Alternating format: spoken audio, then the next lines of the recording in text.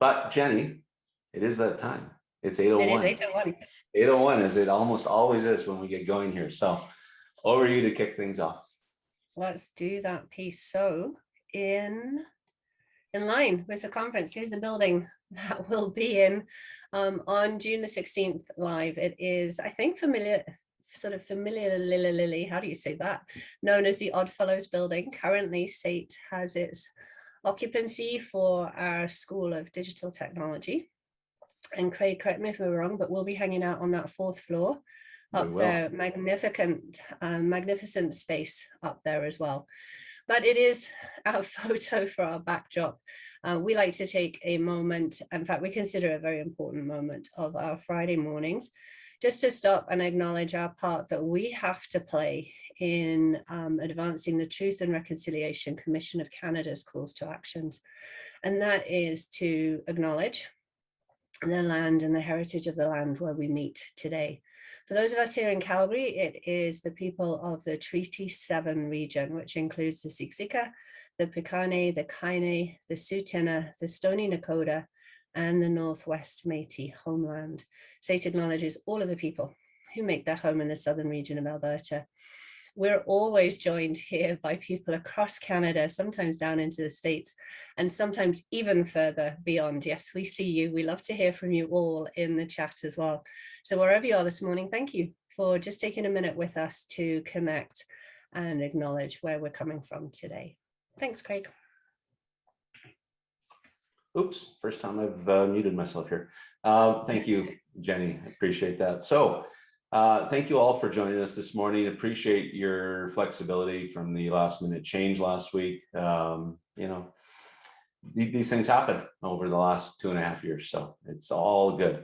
But this morning we are taking on some of your questions that you had posed to us around the topic of mental toughness. And I think to kick things off, maybe folks, if you can, just in the chat, I'd love to hear, your thought on what does mental toughness mean to you? And probably get it spurred off, because I think that's probably, before we jump into some of the specific questions that we got, Jennie, maybe we could just take a second and chat about, what is mental toughness? For me as an Oilers fan, the last 20 years has been an exercise in mental toughness. And they're making it tough on me this year again. So, but in all seriousness, it's an important topic right now. And why don't we start there? I see survival. Thank you, Carrie. I appreciate that. Resilience. Yeah, absolutely. But Jennie, yes. You're in the true spirit of mental toughness. You're not alone. And chuckling because I have no idea what the score is in any of the hockey playoffs at all.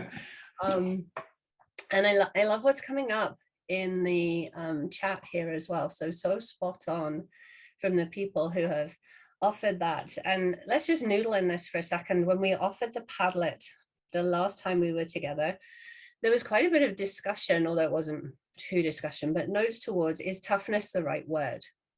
And that was interesting because I've always worked in that realm. I don't even think twice about it, but words are important to people. And are we really dealing with the word strength, or are we just dealing with the word resilience? There is a mental resilience piece. I'm not sure I would lean there, largely because our content that we talk about resilience is a different conversation. Resilience is a much bigger umbrella. And whether you call it mental strength or mental toughness, it's really all about you, which is the joy of it, because you're in control of you. So there's a lot of choice in there. And so as I was thinking about it, I was thinking of people running, and, it doesn't matter whether this is pretty hardcore, this is what we call a tough runner, but I'm not sure that these guys are working, or these people are working any less and requiring any less sort of that mental strength. And, even if you're just kind of pretending to start, it's like wherever we are, whoever we are, there's an environment, there's conditions, and then there's us. And so what I love about this idea of mental toughness or mental strength is that it really is individual. And it's how do we set ourselves up for success with everything that's going on around us? And there is a lot going on around us, and meet that capacity where we're at.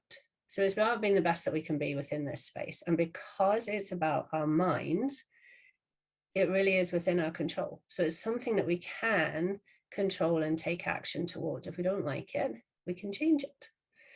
For the sake of, so we've covered these 2 slides before, but I thought I'd bring them back. I'm just showing that I can use a PowerPoint, Craig. I'm going to take it off in a minute.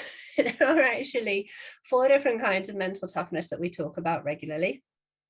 Endurance toughness, one that really has caught all of us within the pandemic. When I used to talk about endurance toughness, I would talk about people who had 2 jobs or who traveled a lot, but now it's all of us. How do we keep going? How do we pick ourselves up and just keep going again and again and again? Risk management. If you've been in a meeting and you've come out of that meeting thinking, I should have said something, you were playing the risk management piece within there, and that risk management toughness to show up. Sometimes you want to buy a new car, and then we don't, and then we don't, and then finally we do, and we wonder why we didn't 6 months ago.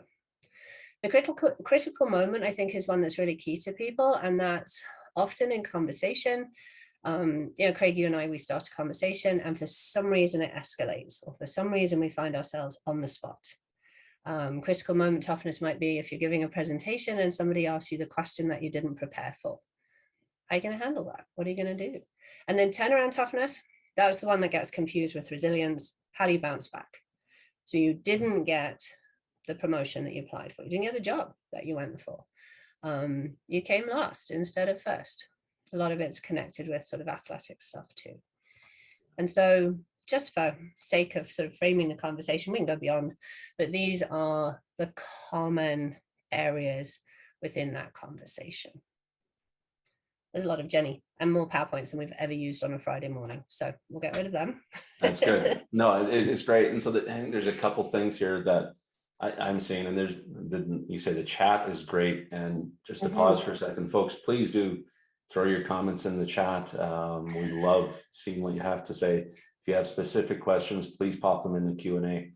But we've got the ability to bounce back, so that definitely came up a couple of times easily. Resilience. So this is interesting to me. Maybe we can just kind of double click a little bit on this resilience versus mental toughness. Maybe it's semantics, maybe not. I'm just if we can kind of tease that out a little bit. So firmly with my SATE hat on as well, because everything that we do in here, Craig, is based to stuff that we do in the classroom. Yeah. So we have mental toughness, and then we have resilience, and we have team resilience. To answer your actual question, when we look at resilience is what we need when the going gets really, really tough. And so resilience is something much like mental toughness that we build 300 days a year so we can pull on it when we need it. And it involves a lot more of, we talk about, are you in the right place? Do you understand your purpose? Are you living authentically? How's your stress management? So there's some crossovers, because I talk about how to stay calm and in control under stress when we're talking about mental toughness too. We look at your network and who you're connecting with in resilience. So think of resilience almost as an umbrella, and it goes to some areas that are a little bit more, they're in your influence, but they're not in your control. And the other thing where resilience becomes an interesting conversation in the workplace is I can be individually resilient, and so can everybody else on your team. But as a team, we're not resilient. So individual resilience and team resilience are completely different things and require completely different work. Mental toughness or mental strength, wherever you want to go with that, is 100% about what's going on in here. So the only person who knows, and sometimes we don't even know, we're not paying attention, is ourselves. And that is a huge part of how we show up every day. So to me, mental toughness is much more about every day showing up. Resilience is something about that sort of overall umbrella, I keep saying it, that I hang out underneath.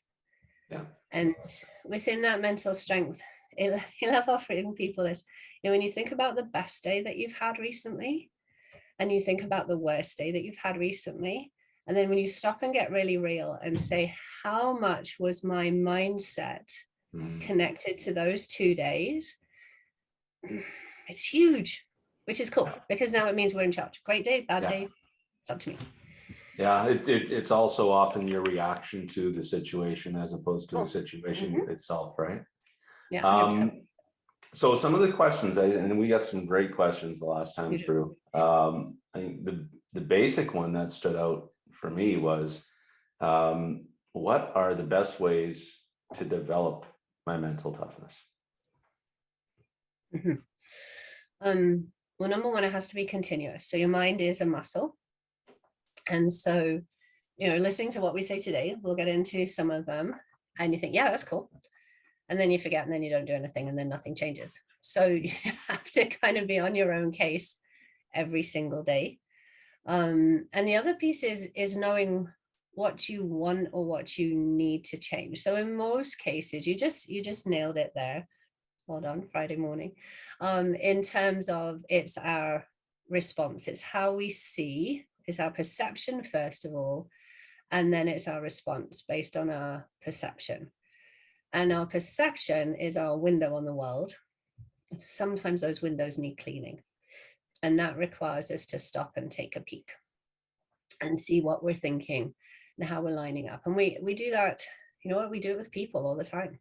We judge people in seconds. We've labeled them, we've created the story, and now we have this expectation. And so pulling back and it's just making the time to stop and look at, what am I thinking? How am I responding to this? Most of us spend 70% of our thinking time buried in a negative version of what's going on. And so how do we shift that into the possibility that it isn't the worst case scenario? Yeah. So that, I think you touched on something for me, is now I start to get into the mechanics of it when you say, okay, we've got to clean the windows now. I like that, by the way. That was really good. But how do you literally, how do you go about doing that? Right. So if we're going to, most people focus on the, like, how do you actually get into, okay, first of all, I think you have to have the awareness of, okay, I got to pause and take a look inside. And that is probably the hardest part, I'm assuming, for most people, because we are so quick to judge and can be so reactive. And it's actually interesting when you see people who probably take that time to self-reflect well, they probably stand out a little bit different, I'm thinking, right? And so I'm just curious as to, is it like, what are the steps? Right? What is the how-to guide on how to improve my mental toughness? Okay, so Michelle has something in the chat here. I like this. What is the story I'm telling myself? So the how-to guide is, we all have an inner voice. And anybody who's now said, what inner voice? That voice, the one that's saying to what? And that inner voice has chatted. I'm going to say chatted at us. Like, it literally sits there and just squawks the entire time. It's very referential. It's very judgy. Some are good, some are not good, but it creates a story, and that inner voice is based on our mental model. And our mental model goes as far back as when we were kids and even beyond there. So, when you're born, you start with nothing. By all accounts, you have a fear of falling and a fear of loud noises, and I still don't know how they know that, but they do. And when you get to our age, 30 something, obviously, you have a whole ton of beliefs, and we stick to these beliefs like Velcro. Like, we are married to these things, but these beliefs are based on programming and repetition.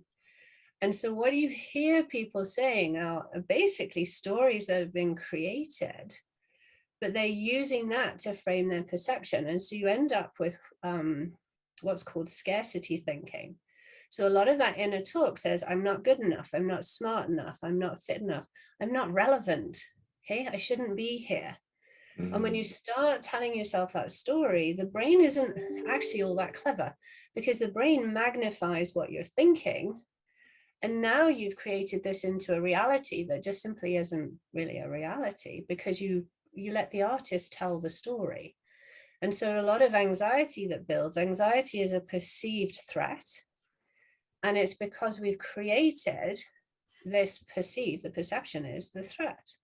Whereas if we actually sort of let the scientist in to say, you've no evidence that it's going to go this way. It could do, but it could also go this way. What is the evidence that you have, the actual facts that you have? And so, in terms of your how to, number one, you have to start listening to yourself. And then some of the simplest ways, write down what you're saying to yourself. And as you look at it, would you say that to your best friend or somebody that you love or your kids? And 9 times out of 10, the answer is nope. Yeah. Well, then why on earth are you having that conversation with yourself? Oh, well, it makes me work better. It makes me work harder. Yeah, and it makes you feel sick to the stomach and in anxiety and stressed. And there's a better way to hang out than that.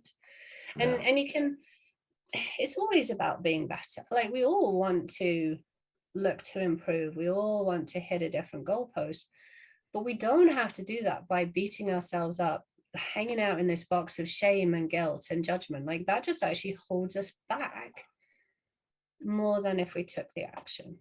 So I guess to answer your question, long way around to get there, how is listen. And then my first step would be start to write it down. And then you get to decide if you want to do something with it or not. Because sometimes we help ourselves, sometimes we hinder. Yeah, no, very good. Next question that we got from folks: how do we continue to be the best for our team when our mental toughness is down, or when we're mentally exhausted, or when we're trying to work on our own mental toughness? How do we, as a leader, continue to give the best to our team? This is I'll give you a second to think about that too, folks. If there's other questions that come to mind, please don't hesitate to pop them in. So yeah, this one's an interesting one to me, because as a leader, you really have to think about how your presentation of yourself, even when you're down and exhausted, how it can impact your team. So curious. Yeah, we've said that before, haven't we? We're always projecting something. Yeah. It's a good question. It's a really relevant question too. I think a lot of people are at that point. So I forget who it comes from. Like, I always think about it, what's in your cup? So as a leader, your job is to give. And you can't give and support and be there if your cup's not full enough to do that. You need some for you and you need lots for them. And so the first part in that is, like, pay attention to yourself, acknowledgement. And as the one who got sick, COVID, thank you, and couldn't do last Friday, I might need to practice what I preach here. Pay attention to yourself, because if you're not paying attention to yourself, your immune system tanks, your mental abilities tank, and then look what happens. So, you've got to know you, and we're back to that boundaries conversation. Like, where are your boundaries? And give some time for you. And everybody says, oh, I don't have time, I'll go on holiday in a month's time.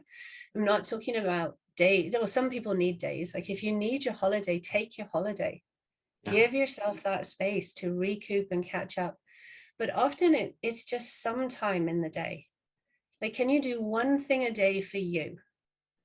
And that one thing in the day for you, it might involve someone else. Like, I might go hang out with one of our kids this afternoon and get some quality one-on-one time. But that's one thing in the day for me.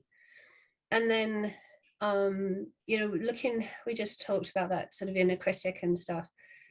Look at where's your self-compassion at? And so it's really about, are you filling your own cup? And are you taking that space for yourself? We rush from A to B to C through the day, and we get up and we do it again, and we get up and we do it again. We're like, basically, that first slide, we're running a marathon every single day. Well, marathon runners don't run every day. They take a couple of days rest for a really good reason. Yeah. And so I think the first thing, if you're a leader, is you have to honor that self-care, and you actually do your team a favor too, because you're saying it's okay to look after yourself. And we see people, all these stories, people who can work at home, and when they need it, they take their Peloton break, I think was the thing I read, or they go for a walk with the dog for 20 minutes and they go have coffee with, somebody that they genuinely love. And then they come back and they're more productive at their desk. Yep. We should all be saying, ding, ding, ding. There's a way to work here. No, it's interesting. I know for me, especially even through the last couple of years, if we didn't have our dog, I'd probably gone totally crazy at times. Like just the getting out of the house and moving around has been huge. A couple comments here, and Tim, yeah, I was going to go here, Jenny, Yeah. is that there's a lot to be said for leaders who are authentic and expose their humanity. There's a piece, and Tom also modeled the behavior. There's definitely a piece in here. I think leaders sometimes feel they can't be vulnerable and share with their team that they're struggling for whatever fear that might be, right? You know, Um, I'm going to interrupt you. yeah, Sorry. But there's that perception piece. So the story that's been created that we hang on to is you have to be invincible. You have to wear your armor. You have to show up every day and be perfect. It's just not true. But when we're so attached to that, and it comes with the language that we use is should, must, and ought to. And there's a few people, no doubt, in here who've hung out with me enough to know my mantra. My mantra across every classroom I'm in is don't should on people. That's SHOULD. It's rude. And that includes you. And so, yes, in that authenticity and that humanity, and going down to who was it who said it afterwards? Tom, model the behavior. My boundaries recently, I haven't kept them. That's a conversation you can have with your team. That's a learning moment right there. Let's just have a conversation here. How are our boundaries doing? Did we start here and go like this? Let's bring them back into what's healthy and look out for each other and call each other on it. And Jennie, you're still working at 10 o'clock at night. Yep, but I've been out between 2 and 6, so that's okay. All right, then. Well, we're just checking in. yeah, no, absolutely. Very good. Interesting. Another interesting one that we got is meditation the answer to developing mental toughness? I'm really curious to hear your thoughts on this, because certainly something I've never done, never tried. I don't know if I could slow the voice down long enough to actually make it effective, but I'm curious as to your thoughts on meditation. We we could do it in here right now. Yeah, Tim says get on it. All right. So you know what? Truly, you could do it in here just while I'm blabbing for a second. And where people get confused, they hear the word meditation and they imagine somebody sat cross-legged, which for most of us is just downright uncomfortable, and in a really quiet, calm space for an hour. And they're already like, nah, I don't have an hour. There's no way. And there's the story. We've blown it into something that it doesn't need to be. And meditation is kind of a kale of the day. Everybody's talking about it. And for good reason. So, and I did a couple of slides because this was one that came up in the Padlet, and I'll go there in a second. But first off, we have to understand the simple basis of meditation. Like you can put apps on your phone, and my favorite is Headspace, but there's Calm and there's hundreds of them. Pick the one where you like the voice. So if you want to do that piece, you can go there. But really what meditation at its simplest is stop, pause, and breathe. And when we think about it, you have a ton of noise in your head, and there is a ridiculous amount of noise in the world. And when you pause, you get into the space that's in the middle. And what's quite addictive about that space is that it gives us a moment to slow the voice. You're not going to stop it, Craig. I'm sorry. I mean, years and years and years, maybe. But we're wired to think like that. We are made to think. So no, it's not going to stop, but we could slow it down. And when we slow it down, we get some clarity. When we slow it down, we make some decisions in a better way. In most cases, we can regulate, manage emotions. Meditation is not going to change your personality, but it is going to change the way that you look at how you operate. And so we become very curious as to what's going on. We're like, oh, I'm ridiculously frustrated about how come, what's going on? And we share a different relationship with all those thoughts that go by. So rather than grabbing onto one and clinging onto it, and that guides our day or week, we let them go by for a bit. We're like, that's interesting. And then we're in a better place to sort of step on, move on. Like I always go back to that WIN acronym, what's important now? And then there's your next step. And so, just for the sake of those who like the kind of background information, see if we can get there. Let's do my magic with PowerPoint now. So we want 8. There we go. So it ties in, I had it with the question you had before, is meditation the answer? And I think that this quote from Claudio Ghia really sort of sums it up. So rather than letting what's around us dictate, we get to be in control of our experience. And we're back to control the controllables, that's us. There are 101 benefits to meditation. So is it the answer? I don't know. But here's some of the advantages you can have on your mental health, your physical health, and your emotional health. I'm not going to sit here and read them for everybody here. You always get a copy of our slide deck, so you now know where to come to find that stuff. So, coming back to, do we need it? Should we do it? I don't meditate every single day. I do have Headspace, and I go through phases. And I'll tell you what, I'm a lot calmer on the times when I do. There might be a message in there. No, it's very fair, and you also trigger, it's maybe a conversation for another day, but you triggered the thought for me about how little we actually do build time in simply for thinking. Yeah. Right? Our calendars are packed full of time, but it's to go from one task to another. And how often do you actually, as a leader or even individual contributor, take time to think about what you're doing well, what you need to stop doing, what's coming down the road in the future? And then, if somebody walks into your, it used to be back when you're in the office, if somebody walked in and saw you just sitting there staring off into space thinking, the perception is, what are you doing? Right. So anyway, yeah, sorry. No, I mean, any leader who comes and says, how do I get my people to be more creative, more innovative? How do we collaborate? Like all of that is, the first question is, how busy are you doing? Because when you're so busy doing, you're not making thinking time. Yeah. And as leaders, and there's that boundary, we have to create the thinking time for people. And again, we have to model that behavior. There's a really good way to build that.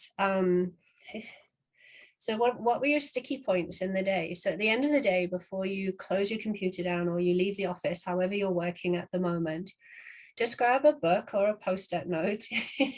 My desk is just covered in post-it notes. But write down 3 things that stuck with you in the day. Just 3 things that are sticking. And that begins the point of reflection. And once you get into that practice, it's incredible the patterns that you notice, or the good ideas that keep resurfacing. Like I'll often have what I think is, oh, that's cool, and I'll write it down. I'll look at it. 2 days I have no idea what I was talking about.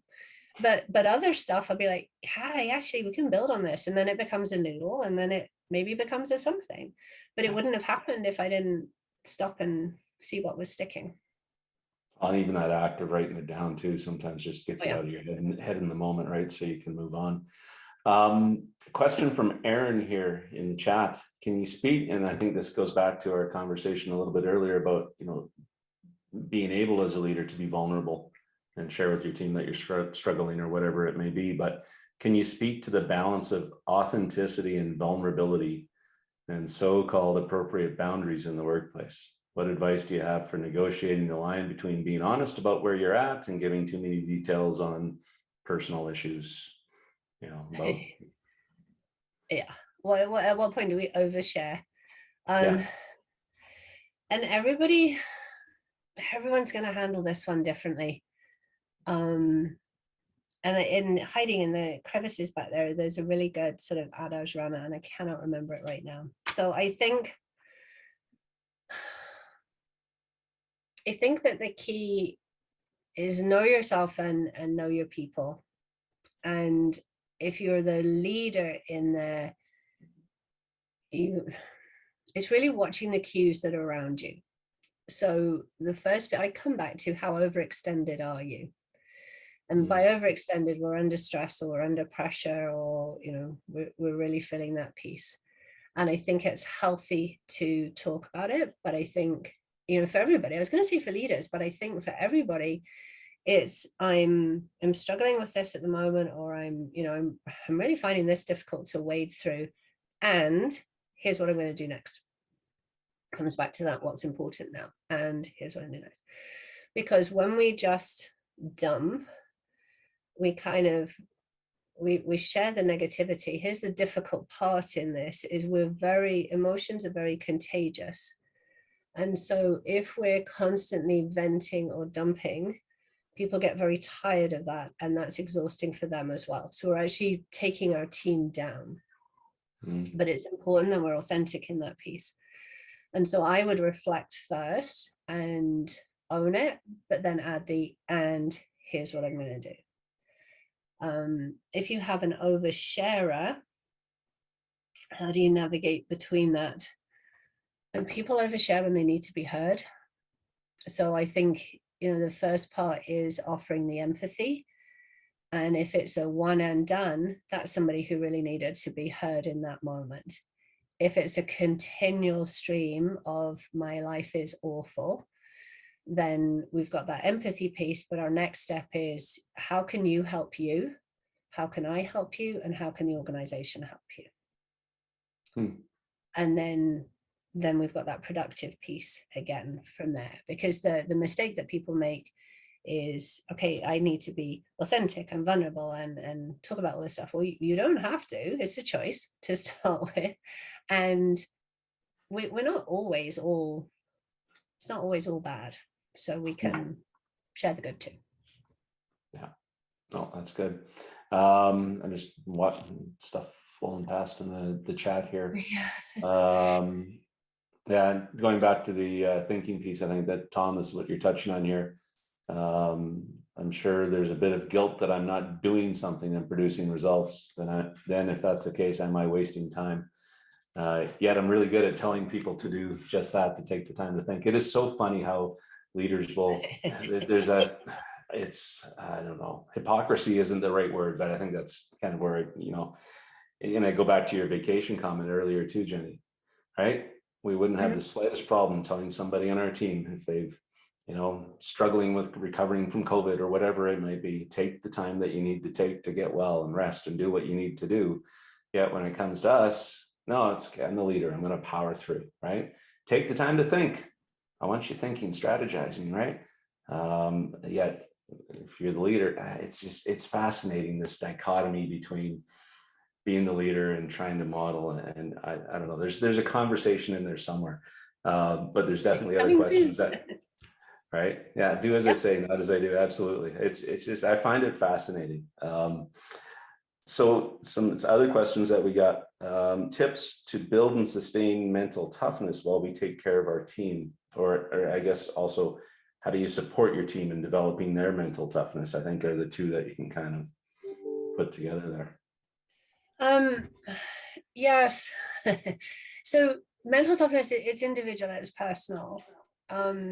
So a lot of times it has to come from the person, but as a leader, how can we support? I think the biggest one is watching for the stories that pop up. So we practice a lot of unhelpful thinking, and where you have a team that does talk, you're going to hear that. So you'll hear like blanket statements. There's no point, they'll never do anything about it.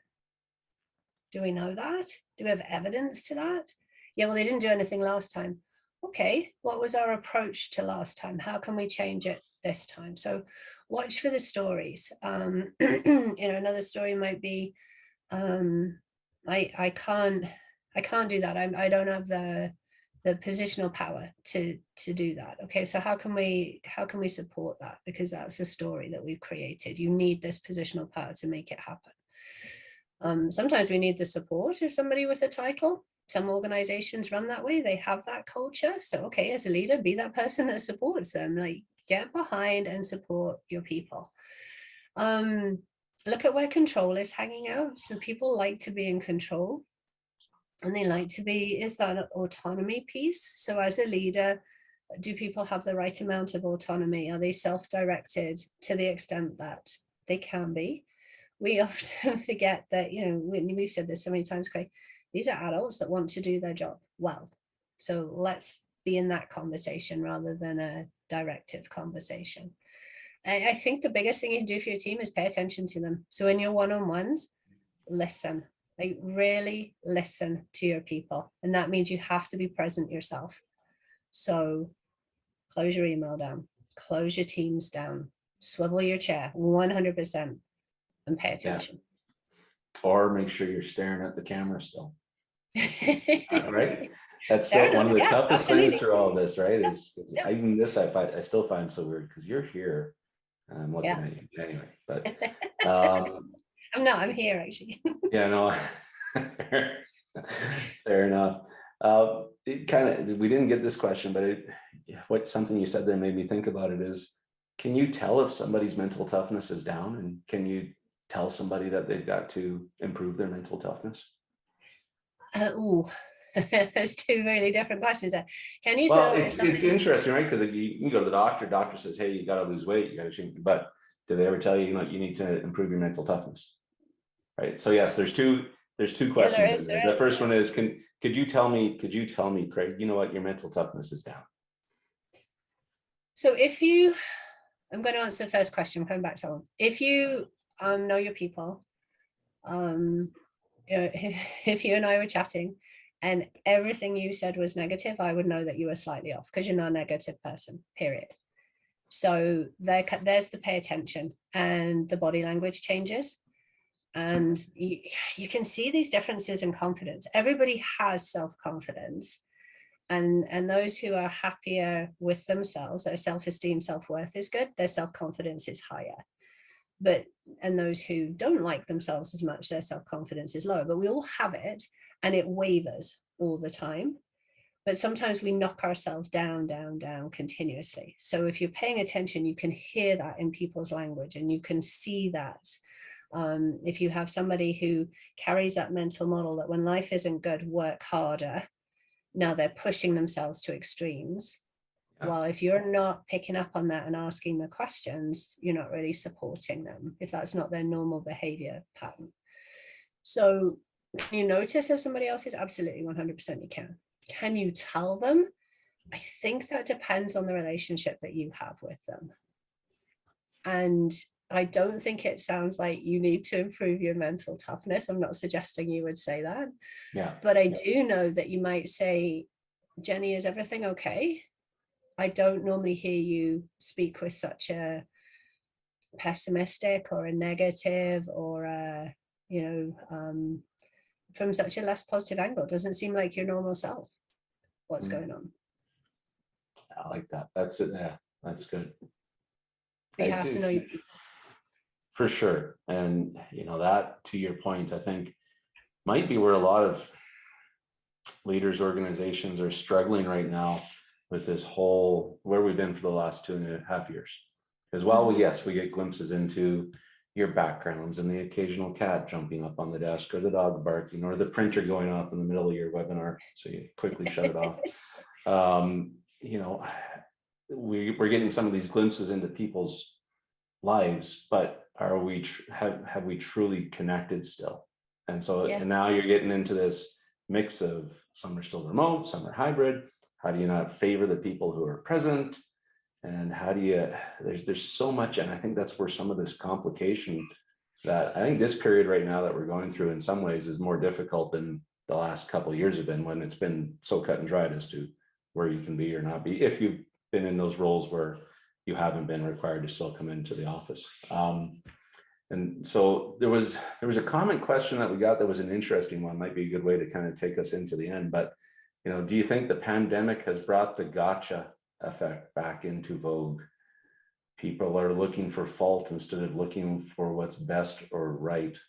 I think it's an interesting one as it ties into mental toughness. So yeah, I'm glad you're answering the question. It was, and I liked it so much. I actually captured it. Where was it? Let's try to see if it comes. There it is.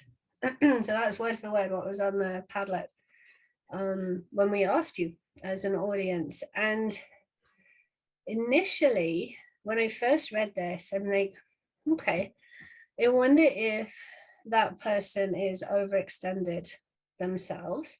So when I was younger, my mom, who was brilliant, would say to me, you know, like, oh, this person's getting at me and this person's getting at me and they're picking on me and I didn't get selected for this and the whole world is just wrong. And she would just really calmly, she'd probably say, Jennifer, like, Jennifer, you know, when it's everybody, you probably want to look at yourself for a second. And so when I first read this, I could hear my mom in the back of my head, and I'm thinking, okay, so whenever I feel like it's all that gotcha, it's on me. But when I reflected on this for a little while, I think there's a lot in here for leaders, actually, and just checking in with the environment that we're creating for people. And so, you know, you said, I'm glad you're answering it. I'm not sure that I can answer it. I think we have to, I think there's a number of steps. So when you see that, if you actually see evidence of that, and you're in a position to call that person in and say, you know, just have a conversation about that, I think that's healthy. I think people move to this kind of behavior when they're in fear. And with fear, you can intertwine that word anxiety. And there's a lot of people who are operating, as you just said, Craig, this is a harder patch. We have people who are worried for their jobs. They're worried for their future. They're worried for their kids. There's so much of that. And when we operate in fear and anxiety, we change our behaviors, and they're not always healthy. And then the other thing that can look for this is that it's that power dynamic. If I prove I'm better, if I prove I'm right, they'll have to keep me. And it's so backwards, but it's where we go to when we're under stress. And so I think when you get this, number one, check in with yourself. Are you creating a story? And then number two, take a really close look at the environment and see if there's something that you can capture. Because in most cases, even a shift in language and just perhaps a shift in conversation can help reduce this. Because when we look for blame, blame, excuses, and denial, I've used that one before, you get stuck in bed. That's a downward spiral conversation. Those conversations aren't going anywhere. So if it's you, gotcha. Like, okay, how good do you feel?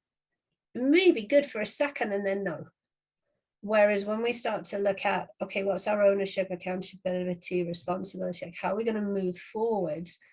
We actually feel better. It takes us a little bit longer to get there, but we feel better. So I don't have an answer, but I think it's an awareness piece. We have to stop and look in and then out.